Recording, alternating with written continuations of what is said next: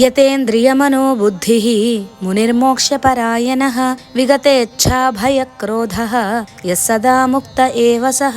తెల్లగా శుభ్రంగా ఉన్న వస్త్రానికి ఏ రంగు వేసినా చక్కగా అతుకుతుంది. అదే మురికి పట్టిన వస్త్రానికి ఎంత మంచి రంగు వేసినా అంటదు. అలాగే మనస్సు నిర్మలంగా లేకపోతే ఎన్ని గ్రంథాలు చదివినా మనస్సుకి పట్టవు. యతేంద్రియ మనోబుద్ధి అంటే ఇంద్రియాలు, మనస్సు, బుద్ధి మన స్వాధీనంలో ఉంచుకోవాలి. విగతేచ్ఛా భయక్రోధః అంటే మానసిక వికారాలు ఉండకూడదు.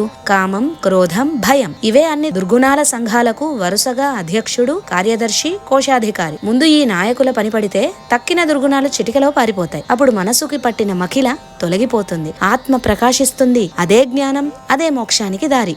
సాధారణంగా మానవులు మనస్సు చెప్పినట్టు నడుస్తుంటారు. అలా కాకుండా మనం చెప్పినట్టు అవి నడవాలి అనే భావన కలిగి ఉండాలి. ఎందుకంటే మనం పీల్చే ప్రాణవాయువుకి మనలో అంతర్లీనంగా ఉండే మనసుకి చాలా దగ్గర సంబంధం ఉంది. మనసుని కంట్రోల్ చేయాలంటే ప్రాణాయామం చేయడం ఒకటే మార్గం. కాబట్టి మనోనిగ్రహం కేవలం ప్రాణాయామం, ధ్యానం వల్ల సిద్ధిస్తుంది అని తెలుసుకోవాలి. అంటే మోక్షం కోరుకునేవాడు ఈ పద్ధతులు పాటించాలి, మోక్షం కోసం పరితపించాలి, అదే ధ్యాసగా ఉండాలి. అంతేగాని భోగపరాయణులుగా ఉండకూడదు. ఎప్పుడెప్పుడు ఈ భవబంధనాలు తొలగిపోతాయా అని తపన చెందాలి. అటువంటి వారికి మోక్షం సులభంగా దొరుకుతుంది. అటువంటి వాడు సదాముక్తః, ఎల్లప్పుడూ ముక్తుడే, వానినే జీవన్ముక్తుడు అని అంటారు. కాబట్టి మోక్షం కోసం ఈ జన్మలోనే, ఈ లోకంలోనే, ఈ దేహంతోనే సాధన చేయడం కుదురుతుంది. కాబట్టి ఈ రోజే, ఇప్పుడే మనం సాధన మొదలు పెట్టాలి అని పరమాత్మ బోధిస్తున్నాడు.